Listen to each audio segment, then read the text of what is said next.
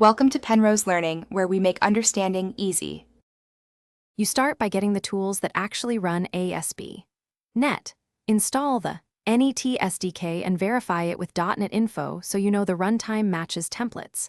Once done, pick an IDE, Visual Studio for full templates or VS Code with the C# extension for light editing, and install it. Make sure to enable IIS if you need system hosting, otherwise rely on Kestrel. Finally, create and trust the development HTTPS certificate so local auth and cookies work as expected. Now you create and shape the project itself.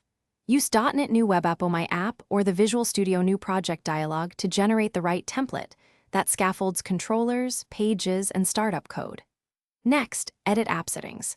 JSON to add connection strings, logging levels, and allowed hosts so the app behaves predictably. Then add needed NuGet packages, entity framework for data, identity for auth, or specific middleware, so your features plug into the ASP. NET pipeline cleanly and consistently. Finally, run and deliver the app.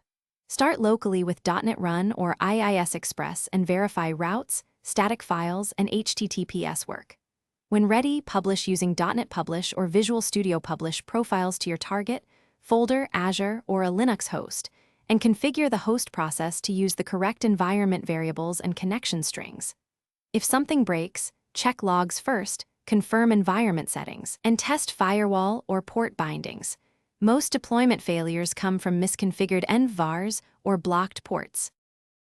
Thanks for watching. If this was helpful, leave a like and consider subscribing. See you next time.